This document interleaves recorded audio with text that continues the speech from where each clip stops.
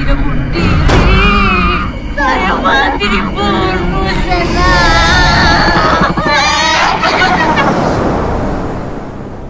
Hari besok teh kakak kamu jadi pada pulang. Jadi, Bah. Kita bisa ngumpul lagi. Berikut adalah review film horor Indonesia, Arwah 2025. Sebuah film mistis dengan nuansa lokal yang kental dan atmosfer mencekam. Judul: Arwah 2025. Genre: horor, supernatural, drama *, sutradara Rocco Prajanto. Fiktif, bisa diganti jika ada nama resmi. Rilis 2025. Durasi 1 jam 40 menit. Film Arwah 2025 mengisahkan seorang wanita muda bernama Sekar yang kembali ke desa asal ibunya setelah sekian lama. Ia datang untuk menghadiri pemakaman neneknya yang diyakini meninggal karena usia. Namun, kehadirannya justru membuka kembali pintu-pintu masa lalu, termasuk kutukan dan dendam arwah yang selama ini dikubur dalam diam. Penampilan aktor Orili Muramans tampil memukau sebagai Sekar. Dengan akting emosional dan natural, pemeran arwah nenek berhasil membawakan karakter menyeramkan dengan gestur lambat dan suara lirih. Pemeran pendukung seperti dukun, warga desa, dan ibunya memperkuat atmosfer kelam khas film Desa Terkutuk. Sinematografi dan nuansa horor sinematografi film ini patut diacungi jempol. Penggunaan cahaya minim, kabut, dan warna pucat menciptakan aura mistis yang konsisten. Sound design juga memainkan peran besar, dengan suara lonceng kecil, gamelan samar, dan senandung Jawa. Suasana jadi semakin mencengkam, mengangkat budaya lokal dan kepercayaan tentang tumbal dan pesugihan. Plot twist akhir cukup kuat. Efek praktikal lebih dominan daripada CG, sehingga kesan seram lebih nyata. Kekurangan beberapa jump scare terasa dipaksakan. Karakter pendukung kurang digali mendalam. Ritme cerita di awal agak lambat. Kesimpulan, Arwah 2025 adalah film horor lokal yang berhasil membangun suasana menyeramkan lewat cerita keluarga, trauma masa lalu, dan kutukan arwah. Meski tidak sempurna, film ini tetap layak ditonton bagi pecinta horor yang menyukai nuansa mistis, Jawa dan teror psikologis. Berikut alur awal cerita film Arwah 2025 secara lengkap dan sinematik. Dibuka dengan suasana sunyi di sebuah desa tua di lereng gunung. Kamera menyorot pepohonan berkabut, rumah-rumah kayu berdinding papan, dan suara gamelan halus terdengar samar di kejauhan. Tiba-tiba, terdengar jeritan seorang perempuan tua, lalu sunyi. Seorang warga ditemukan meninggal dengan wajah ketakutan dan tubuh membiru, seolah dicekik oleh sesuatu yang tak kasat mata. Katu Jakarta. Sekar 25, perempuan karier yang tinggal di ibu kota, menerima kabar duka bahwa nenek karsih ibunya dari pihak ibu meninggal dunia. Meski ada jarak emosional dengan keluarganya, Sekar memutuskan pulang ke kampung halaman ibunya setelah 17 tahun tak pernah kembali ke sana. Sesampainya di desa, Sekar disambut dingin oleh warga dan bahkan ibunya sendiri. Bularas terlihat gugup. Melihat kehadiran Sekar, "Kamu nggak perlu lama-lama di sini. Cukup lihat makamnya saja," ucap ibunya dengan nada tegas namun bergetar. Ada sesuatu yang mereka sembunyikan.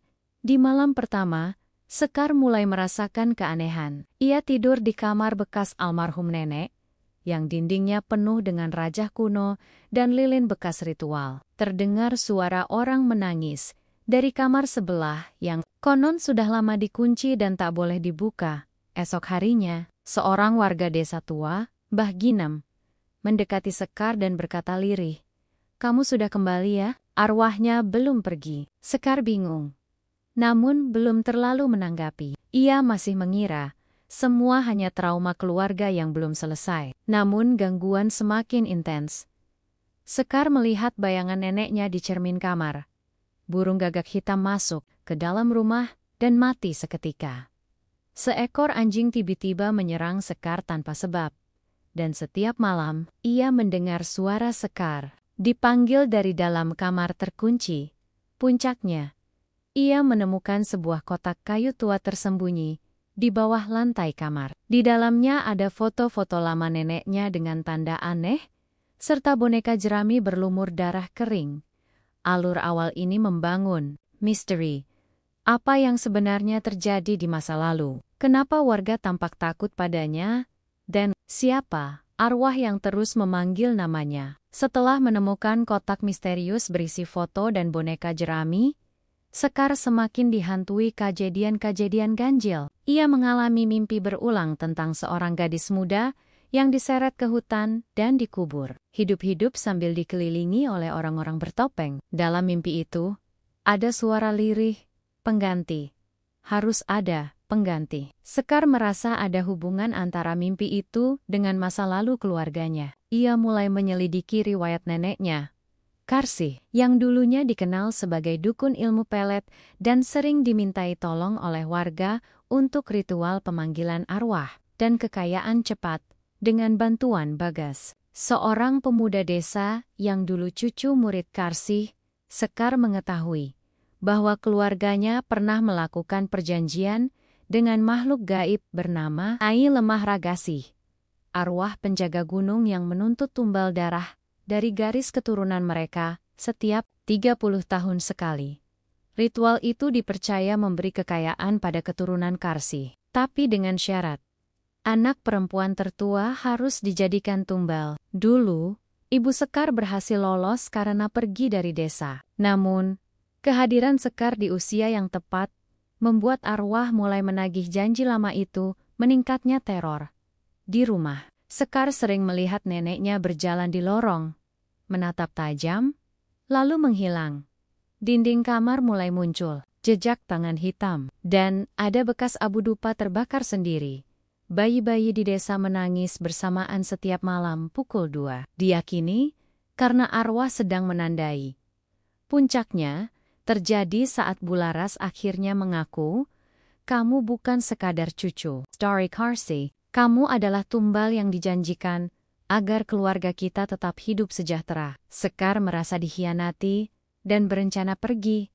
Tapi seluruh jalan keluar dari desa seperti menghilang dalam kabut tebal. Sinyal hilang, kendaraan rusak, dan orang-orang yang membantu Sekar pun mulai hilang satu persatu. Konflik memuncak. Bah Ginem, dukun tua yang dulu pernah jadi pesaing Karsih, menawarkan bantuan. Satu-satunya cara memutus kutukan adalah dengan melakukan ritual pemutusan darah, yaitu menghancurkan benda-benda pusaka Karsih, lalu menolak perjanjian arwah lewat pengorbanan diri secara sadar. Sekar dihadapkan pada pilihan. 1. Melarikan diri dan membiarkan kutukan terus berlanjut ke anak-anak berikutnya. Atau kedua, menghadapi arwah dan menanggung semuanya sendiri. Disinilah pertaruhan hidup dan mati dimulai. Sekar akhirnya memutuskan untuk menjalani ritual pemutusan kutukan bersama Mbah Ginem. Ritual ini dilakukan di hutan keramat tempat leluhur Karsih dahulu melakukan perjanjian dengan arwah Nyai Lemah Ragasih. Di sana terdapat pohon besar tempat tumbal masa lalu dikuburkan, dan pusaka keluarga disimpan dalam tanah. Dalam ritual tersebut, Sekar membawa boneka jerami berdarah cermin tua peninggalan Karsih dan segenggam tanah dari makam neneknya. Namun, saat ritual berlangsung, arwah Nyai Lemah Ragasih muncul sebagai sosok perempuan tua berjubah sobek dengan wajah meleleh, mata putih tanpa bola mata, dan suara lirih seperti bisikan ribuan jiwa. "Kau dipilih. Kau ditandai sejak dalam rahim." Makhluk itu menuntut Sekar untuk menyerahkan diri, atau kutukan akan berpindah ke bayi yang baru lahir di desa.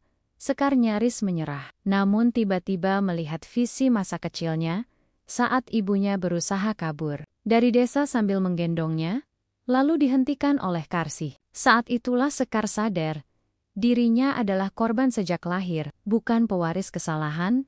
Dengan sisa keberaniannya, ia membakar boneka jerami dan cermin di bawah pohon keramat. Nyai Lemah Ragasih meraung kesakitan. Hutan bergetar. Sosok-sosok arwah masa lalu bermunculan, termasuk Karsih yang menangis memohon ampun. Namun, membakar benda pusaka saja tidak cukup. Agar perjanjian benar-benar putus, Sekar harus menjadi perantara yang menutup gerbang roh di momen haru. Sekar memilih mengorbankan dirinya. Biarkan aku yang jadi akhir. Jangan teruskan ini ke generasi selanjutnya. Sekar menusukkan keris pusaka ke dada sendiri, dan tubuhnya menyatu dengan akar pohon tua. Membentuk bentuk arwah baru yang memelihara, bukan menghantui.